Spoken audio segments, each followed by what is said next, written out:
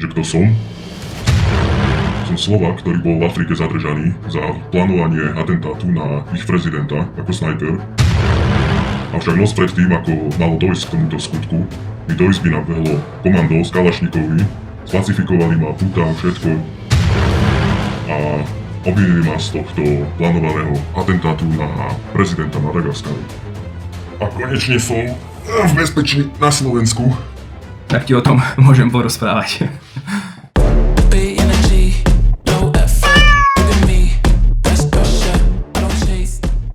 Poďme teda pekne od začiatku.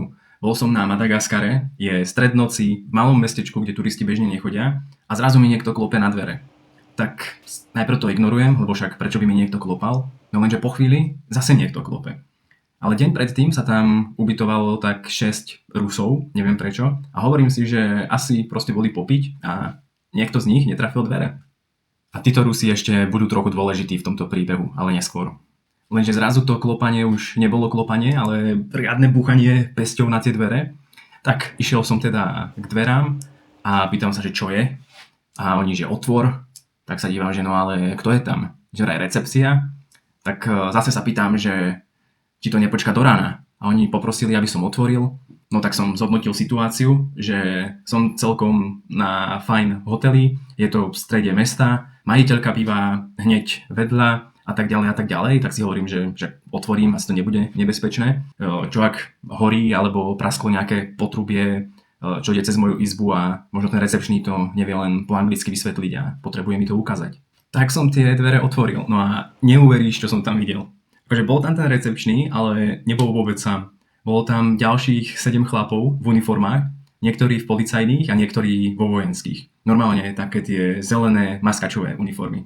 A v rukách ešte mali kalašníkov. Proste paráda. Jeden na mňa mieril normálne kalašníkovom a dvaja ma vyťahli z tých dverí. No a z amerických videí viem, že v takýchto situáciách sa neoplatí klásť odpor alebo dať im nejaký dôvod si myslieť, že som nebezpečný. Tak ako ma tí dvaja tlačili k zemi, tak ja som proste dal ruky takto hore, aby videli, že nič nemám. No lenže ja som v tých rukách mal mobil, ktorým som si svietil, keď som išiel k tým dverám. A ako mi to vypadlo, tak všetci proste tak spozornili, že čo to je? Našťastie ten recepčný bol, že to je len telefón. Tak potom sa ukľudnili. A potom tí dvaja, čo ma tlačili k zemi, mi proste takto za chrbtom dali puta. A už mi hlavou vyšlo, že čo sa to asi tak môže diať. Ja som myslel, že možno ten recepčný videl, že tam mám najnovší iPhone, mám tam Mac, drona a tak ďalej. Takže toto má nejakých kamošov, banditov, čo majú tie uniformy iba ako nejakú kamufláž. Teraz mi vezmú úplne všetky veci, zmiznú, vyparia sa a tomu recepčnému možno niečo kvapne. Ako som tam potom takto sedel na tej zemi s rukami sputanými za chrbtom, oni že no postav sa. Tak najprv sa dívam na nich, že jak sa mám postaviť proste takto, jak tam proste sedím. Ale tak využil som svoje atletické, kalistenické pohyby, aby som sa potom postavil z toho. Tak som sa takto postavil a oni hovoria, že no ideme do izby. Tak na jednej strane mi hlavou ide, že OK, je to pozitívne, že zatiaľ sa nestrieľalo, ale dúfam, že iba proste prídu do izby, zoberú mi absolútne všetky veci a vyparia sa. Tak sme vošli do tej mojej izby a povedali mi, aby som si sadol na stoličku. Tam bola taká tá klasická stolička so stolíkom, čo býva na každom bežnom hoteli. A ako som kráčal k tej stoličke, tak jeden z nich, že You in army? Ja, že či som v armáde? Proste ja som čakal hocičo asi, ale proste prečo sa ma pýtajú, či som v armáde? To som hneď vedel, že niečo je tu akože veľmi zlé. Tak ako prvé, čo mi potom napadlo je, že tí Rusi, čo sa tam deň predtým nasťahovali, tak to musia byť nejakí ruskí žoldnieri a teraz na tom hoteli boli iba oni a ja. Tak hneď mi napadlo, že teraz ma hodia do tej istej skupinky nejakých ruských žoldnierov, lebo tak však v Afrike ich je veľa a možno sem prišli spraviť niečo zlé proti Madagaskaru a teraz ja tu budem za ruského žoldniera v tej istej skupinke. A toto mi tak trošku zapadalo, lebo tak toto bolo malé mestečko, kde proste turisti nechodia. Ja som tam bol už asi 10 dní a nevidel som tam ani jedného bežného turistu. Zrazu sa tam zjavilo 6 Rusov na mojom hoteli a zrazu sa deje toto. Takže buď proste nejakí ruskí žoldnieri alebo pašeráci a ja skončím spolu s nimi v tom. Tak som tak išiel k tej stoličke, sadol si a dvaja, traja z nich mi začali prehľadávať izbu. A teraz ďalšia hypotéza, že čo ak mi tam hodia proste pod vankúš nejaké nelegálne veci a hodia to na mňa. Pretože ja som počul, ako v podobných krajinách, nie priamo na Madagaskare, sa deje, že ti niečo podstrčia, zatknú ťa alebo zadržia a potom od teba pýtajú proste 1000 eur tí policajti, inak ti povedia, že pôjdeš pred súd. No a to v takejto krajine rozhodne nechceš. Tak už som si tam tak sedel a dali predo mňa papier a boli tam nejaké paragrafy, pečiatka, podpis, dátum. Proste vyzeralo to veľmi oficiálne, no lenže mne to bolo úplne na nič, lebo to bolo po francúzsky. Tak mu hovorím, že ja tomu proste nerozumiem. A on mi to v skratke vysvetlil, že no, tak máme podozrenie, že si nebezpečný snajper, ktorý sem prišiel zastreliť prezidenta. What? A ako som zistil neskôr, tak oni tam nemajú len tak hociakého prezidenta.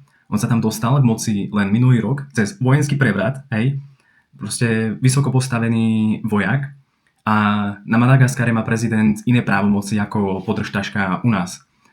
Tam on napríklad pár týždňov predtým, ako ja som prišiel, tak on rozpustil vládu bez udania dôvodu. A ako mi to povedal, že ja som proste snajper, ktorý prišiel za prezidentom, ja som nevedel, či to myslí vážne, alebo či to je proste taký strašne brutálny komik. Tak mu hovorím, že ja mám v mobile prekladač, či si to môžem ako načítať a preložiť. Tak ten mobil, čo mi predtým spadol na zem, tak mi ho proste dali do rúk, do tých sputaných za chrbtom, hej. Takže ja som si takto otvoril Google Translate, že no, môžem si to preložiť. A on sa pozrel, že no ale žiadne fotky. Tak akože, ako to mám preložiť? On asi čakal, že ja tam takto budem a budem to prepisovať proste celý ten papier, celú tú stranu, že OK, fakt, som nebezpečný snajper. Tak potom on to preložil na svojom mobile a ukázal mi to. No a samozrejme bolo to po slovinsky. Tak potom som mu ešte musel vysvetľovať, že ja som zo Slovenska, nie zo Slovenska. Tak potom na druhý krát to preložil do slovenčiny. Čítam teda ten preklad a tam fakt, že ja som proste podozrivý z toho, že som ako ostreľovač prišiel proste spáchať atentát na prezidenta. A k tomuto mám aj zvukovú nahrávku, ako som čítal ten preklad, tak teraz ti to pustím. No, že ten prokurátor z tohto mesta dáva príkaz na prehliadku podľa proste dvoch zákonov a že to dáva ako to povolenie veliteľovi roty národného četníctva v Antalahe vykonať domovú prehliadku v hoteli Vitasola s cieľom vypatrať a zadržať osobu podozrivú z toho, že je potenciálne nebezpečným ostreľovačom v súvislosti s oficiálnou návštevou prezidenta Madagaskarskej republiky v stredu 29.4.26 v Antalahe. V dôsledku toho Madagaskarská republika žiada a nariaďuje všetkým príslušníkom verejnej moci, aby na základe tejto žiadosti vykonali tento príkaz a všetkým dôstojníkom a veliteľom verejnej moci, aby poskytli pomoc, keď o to budú zákonne požiadaní. No čo ti poviem, prekvapenie za prekvapením. Najprv sa mi pred dverami zjaví takáto skupinka, potom sa ma pýtajú, že či som v armáde, no a potom mi dajú tento papier. To proste nevymyslíš. A medzi tým, ako sme to prekladali do slovenčiny a vysvetľovali, že čo to je, tak prišiel ďalší problém. Oni mi tam našli drona, čo proste im nahralo do kariet. Tak sa ma pýtajú, že s tým fotíš alebo aj natáčaš? No ja som vedel, že ten dron fakt môže byť problém, lebo nemal som žiadne povolenia.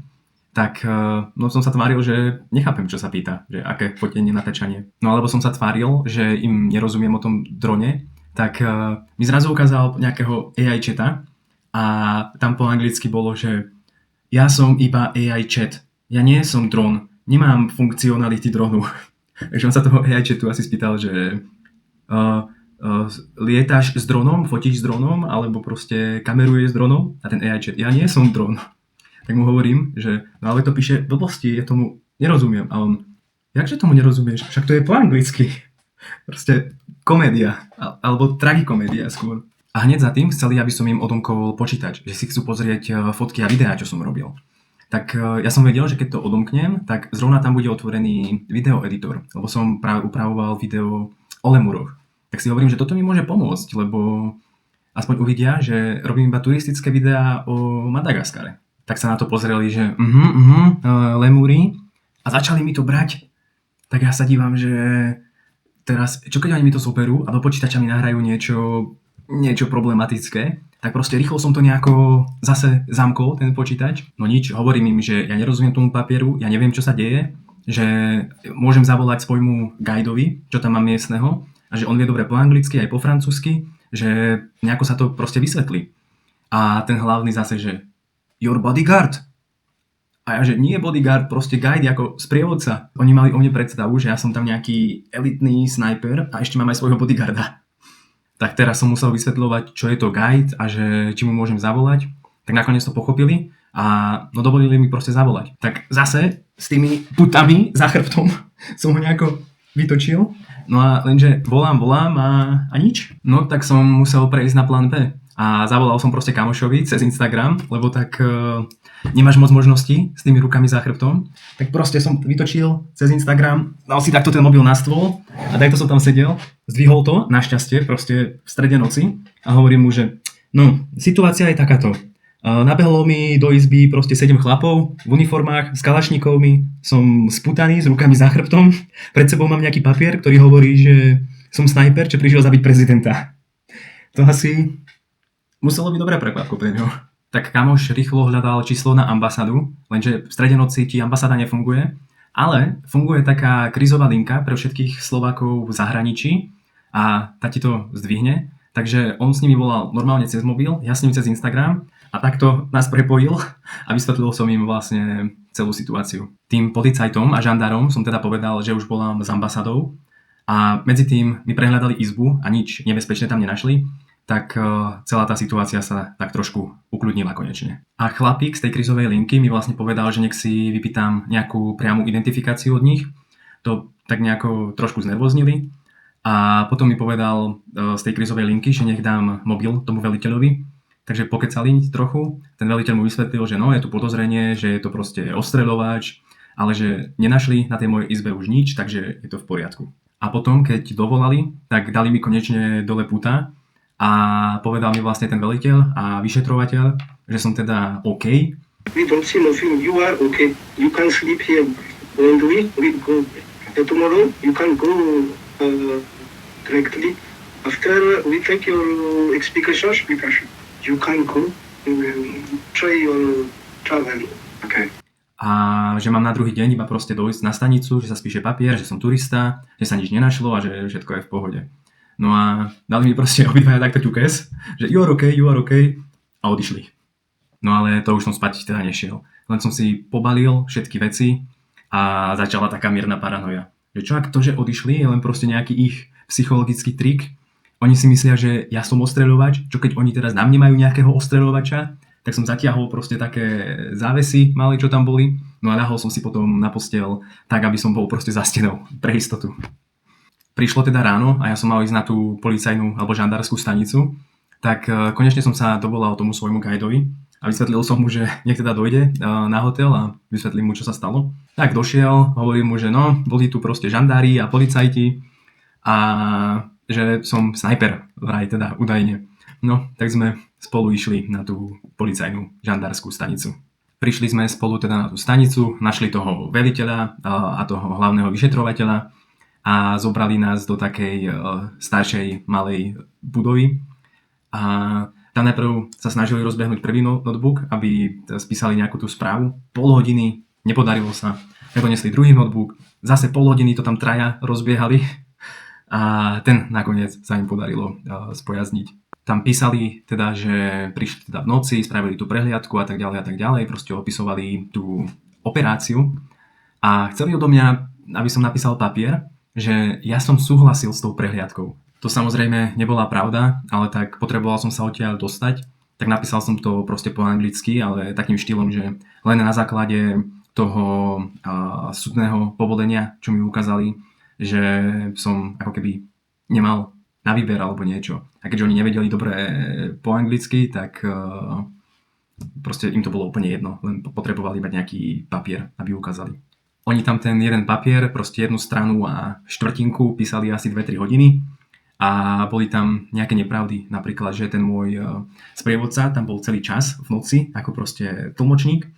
No, samozrejme to nebola pravda, tak hovorím, že to treba dať preč, inak proste to nepodpíšem, lebo zas chcem spolupracovať s nimi, aby proste čo najrýchlejšie som sa odtiaľ dostal a mohol ísť preč, ale tak zase potrebujem aj niečo na svoju obranu, keby sa niečo nové tam objavilo, hej. Tak oni urobili tie úpravy, ja som to podpísal aj s tým sprievodcom, ako so svedkom, no a bolo to vyriešené.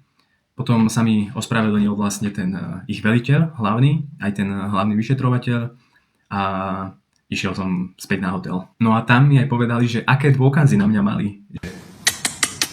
Daj mi sekundu, prezlečiem si tričko, lebo tak ti vysvetlím, že čo na mňa mali. Tak, a som späť. A tu je ten dôkaz, čo na mňa mali, že som snajper. Sleduj to tričko. Vidíš to? Proste, ja tu mám kompas. Sever, juh, západ, východ. A niekto z prezidentovej proste ochranky prišiel deň pred ním do toho mestečka a videl ma v tomto tričku. A on že, to bude určite snajper. Nahlasil to tam, proste nejakému tomu miestnemu súdu alebo čo. Ten kontaktoval túto políciu a žandárov a oni to proste museli vyšetrovať. Takže oni mi tam nabehli do tej izby a všetko, lebo ja som mal na tričku kompas. Toto nevymyslíš, ani keby si chcel. A pritom je to proste tričko, že Beňovský túr, pretože som robil video na Madagaskare o Moricovi Beňovskom, slovenskom kráľovi Madagaskare. A mám tu proste ten kompas, napísané, že Beňovský túr a tu proste miesta, ktoré prešiel po svete, hej, cez Afriku, Ameriku, Áziu, Európu, všetko. Takže inak, ak ťa zaujíma niečo o ňom, alebo o Madagaskare, okrem tohto zadržania, tak na mojom kanáli nájdeš už teraz dosť veľa videí a oveľa viac ich ešte pribudne. Takže daj odber a chod si ich pozrieť, potom ako dopozeráš toto. Inak aj v tomto meste, kde nechodia turisti, som bol len kvôli tomu, že on, Moris Beňovský, mal základňu kúsok od tohto mesta a tam akože panoval a aj zomrel.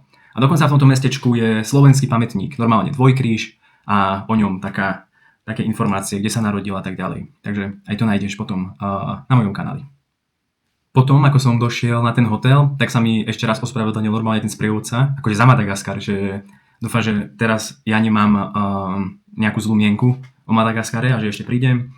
Takisto aj tá majiteľka toho hotela za mnou proste potom prišla, že je to ľúto, čo sa stalo v noci a že tiež dúfa, že ešte prídem a tak ďalej a tak ďalej. A no čo, ja som iba zobral tie veci, už zbalené teda, a išiel som proste von pred hotel. A tam pri vedľajšom vchode proste stalo zase 5 chlapov v nepriestrelných vestách a proste s kalašníkovmi. Ja sa dívam, že... No! God, please, no! No! No! No! Tak som proste zastavil prvý tuk-tuk, nasadol a proste hovorím mu, že záväz ma proste na nejakú tú vašu stanicu alebo niečo, odkiaľ ma zobere nejaký minivan do ďalšieho mesta a fuč, preč. Fuč.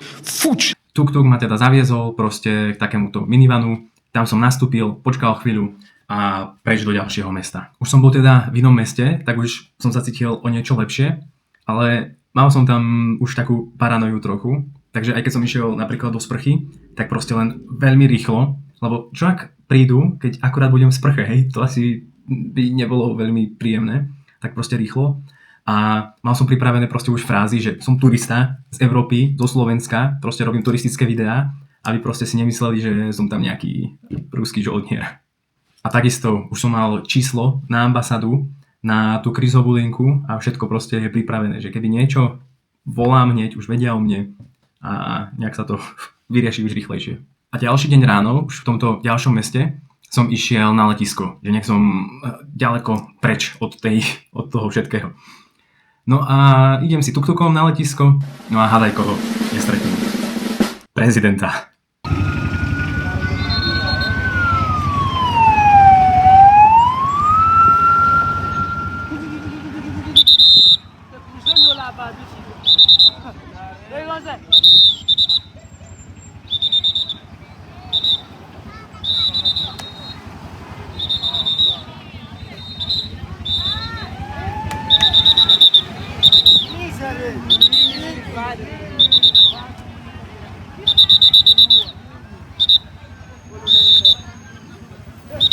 A v jednom z tých aut, v tom konvoji, boli normálne proste bieli proste chlapi. Akože aj s tými zbraňami a všetko. Takže no to kľudne mohli byť tí Rusi. Lebo v tom malom mestečku hovorím, že turisti tam nechodili. A zrazu sa zjavili oni a stalo sa toto všetko. Takže tí ľudia, akože z prezidentovej ochranky, ja mám podozrenie, že kľudne to mohli byť oni. Toto bolo proste ukážkové, ako byť v zlom čase, na zlom mieste, pretože ten prezident tam bežne nechodí, hej, on tam bol len na návšteve, lebo sa otvárala nejaká nová budova univerzity a bol tam aj s ministérom zahraničných vecí zrovna, aj s manželkou. Tak som sa nakoniec dostal na to letisko, aby som odletel do Antananariva, do hlavného mesta. No a hádaj, kam potom pokračoval prezident. Samozrejme, že zase do Antananariva. Takže ja som bol v tom mini mestečku, kde on prišiel na návštevu, presunul som sa do ďalšieho mesta, on tam zase prišiel, ja som rýchlo odletel do Antananariva a on pokračoval tam. Proste ja už som čakal, kedy zase ma tam zadržia niekde. Takže som to spravil tak, že som doletel do Antananariva, zobral si iba taxík na hotel, tam som ešte 2 dní proste čakal do ďalšieho odletu, ani som nevychádzal z toho hotela. Potom z toho hotela som si zobral iba taxík zase na letisko a proste letel preč. Fuč. Ale ešte aj pred tým odletom domov som čakal, kedy ma zadržia. No a na letisku samozrejme náhodne ma vybrali na kontrolu, tak sa dívam, že no, už je to tu, proste zase dačo. Jo, ja tu furt dačo. Ale našťastie všetko prebehlo hladko a odletel som do Etiópie. Ale zase, ani s tým odletom do Etiópie, aj keď sme tam pristali, stále som počítal, že nemáme vyhrané. Lebo tak je to Afrika, je nejaká Africká únia. Čo keď teraz budem v Etiópii na letisku a Madagaskar si povie, že ešte by sme ho mali skontrolovať a popýtať sa niečo. Takže až keď som vystúpil vo Viedni, tak vtedy som si povedal, že dobre, teraz už je dobre, teraz som v bezpečí. No a toto je môj zážitok a dobrodružstvo, ako ma zadržali v Afrike na Madagaskare za údajný plánovaný atentát na prezidenta. A prečo ti o tom vlastne rozprávam? No nie je to, aby som teraz hovoril, že bože, ja teraz už nikdy nepôjdem, lebo sa môže niečo takéto stať. To práve že vôbec. Skôr ti chcem povedať, že netreba byť prekvapený, keď sa stane niečo takéto, ale treba byť radšej pripravený. No a môžeš sa pripraviť na to aspoň takýmto spôsobom. Prvá vec je, že maj pár ľudí, ktorí budú poznať celú tvoju trasu a budú vedieť, kde sa práve nachádzaš a budú to takí ľudia, čo si nevypínajú mobily, že budú proste dostupní aj v strede noci. Ďalšia vec je, že maj uložené dôležité čísla proste na rýchlej voľbe. Ako napríklad na týchto ľudí, čo som spomínal, ale na ambasádu v tej krajine. V niektorých krajinách nemáš ambasádu priamo, ale máš aj honorárneho konzula. Čo väčšinou býva človek, ktorý je z tej krajiny, že je tam proste domáci, ale spolupracuje vlastne so Slovenskom a keby sa niečo stalo, tak ti pomôže. A ďalšie číslo je na túto krízovú linku, ktorá funguje proste 7 dní v týždni a 24 hodín denne. Takže tieto čísla maj uložené. Lebo keď ti prídu takto nejakí policajti alebo podobne a zrazu voláš s ambasádou alebo s honorárnym konzulom alebo podobne, tak hneď sú tí policajti proste privetivejší. A preto aj chcem spomenúť, že aká úžasná pomoc proste bola táto krízová linka, že vlastne na druhý deň ráno už ja som mal správy a hovory od človeka z ambasády. Ja som proste dostal číslo na človeka priamo z ambasády, priame číslo. A dostal som aj priame číslo na honorárneho konzula a ešte aj na jeho asistentku. Že to prebehlo povedzme 7 hodín, odkedy mi tam nabehli do izby a zrazu všetci o mne vedeli. Všetci vedeli, čo sa stalo, mali už proste nejakú zložku na mňa vytvorenú, že tu je Jakub a proste ide spáchať atentát na prezidenta. Ďalšia vec, ako sa pripraviť na takúto situáciu, je, že sa môžeš zaregistrovať pred cestou do zahraničia. Proste ministerstvo má takú stránku, kde vyplníš svoje údaje, informácie o svojej ceste a oni potom už o tebe vedia, keď sa stane niečo takéto krízové a nemusia o tebe hľadať informácie. Znie to možno ako blbosť, keď cestuješ často a že si to nikdy nerobil, ale pre takéto extrémne prípady sa oplatí zaregistrovať. A ďalšia vec, ktorú ja budem robiť, je, že do takýchto krajín si proste nebudem brať drona. Proste minulý rok tam mali vojenský prevrat a teraz ja som tam bol s dronom, na ktorého som nemal akože povolenie priamo na Madagaskar a oni to vyžadujú. Ono, keď si zoberieš toho drona a nič sa nestane, môžeš mať šťastie, tak je to v pohode, nikto ťa nebude naháňať. Ale náhodou sa pritrafíš na zlé miesto v zlom čase a proste nahráš im do kariet. Na čo? Kvôli pár záberom sa neoplatí. Posledná vec, ako sa môžeš pripraviť, je, že keď cestuješ a ešte aj do takýchto krajín, tak treba byť pripravený, že niečo pôjde veľmi zle. Pokiaľ ideš do rezortu s delegátom, s veľkou skupinou, tak toto sa proste môže stať. A treba to čakať, byť pripravený, mať tieto čísla a jednoducho byť mentálne pripravený, že niečo sa môže dosť veľmi nepodariť. A na úplný záver chcem povedať, že áno, bolo to nepríjemné, počítal som so všelijakými variantami, čo sa mohlo stať, ale tak cestovanie môže byť aj nepríjemné. A keď hľadáš dobrodružstvo, tak aj toto je súčasť toho. Ale jedna zlá skúsenosť ťa nemôže odradiť od toho, aby si neobjavoval nové krajiny. Ja svojich 6 týždňov na Madagaskare aj tak hodnotím pozitívne a beriem to ako dobrú skúsenosť. Ak chceš teda vidieť viac z tejto mega zaujímavej krajiny, tak nezabudni dať odber. Už teraz tam mám niekoľko videí a ešte viac ich príde. Takže daj odber, nech ti to potom vyskočí. Zatiaľ teda príjemné pozeranie, šťastné cestovanie. Čau a vidíme sa.